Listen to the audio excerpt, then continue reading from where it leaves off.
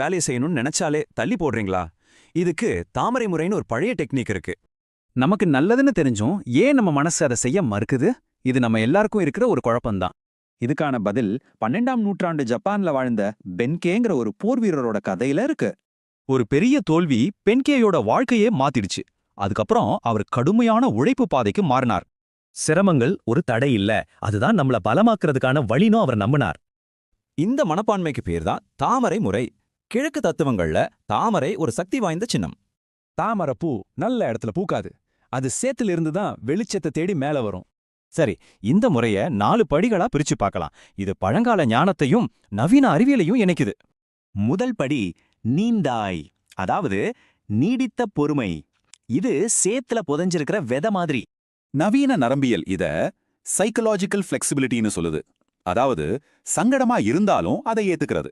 So அந்த எதிர்ப்பு உணர்வோட சண்டை போடாதீங்க, அதை ஏத்துக்கிட்டு வேலைய ஆரம்பிங்க. அடுத்தது ஷிசை, அதாவது நோக்கத்தோட இருக்கிற உங்க உடல் மொழி. தாமரை எப்படி மேல வருது? இன்னைக்கு இத எம்பாடிட் காக்னிஷன் சொல்றாங்க. உங்க உடல் மொழி உங்க மனசோட நம்பிக்கையை பாதிக்கும். அதனால வேலையை ஆரம்பிக்கிறதுக்கு முன்னாடி உங்க உடம்ப நேரா வச்சுக்கோங்க. உங்க மனசு அதை ஃபாலோ பண்ணும். 3வது படி கென்ஷோ, உங்க உண்மையான இயல்பு பாக்குறது. தாமரை தண்ணிக்கு மேல வந்து ஒளிய பாக்குற மாதிரி.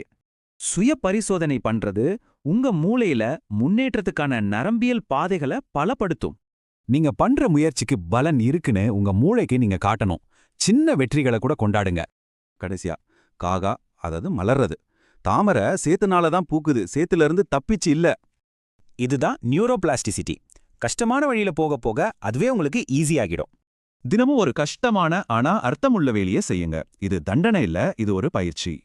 வளர்ச்சிங்கிறது எப்பவுமே சௌகரியத்திலிருந்து வராது. அது சேற்றை எதிர்கொண்டு அது வழியா மேல வர்றதுல தான் இருக்கு.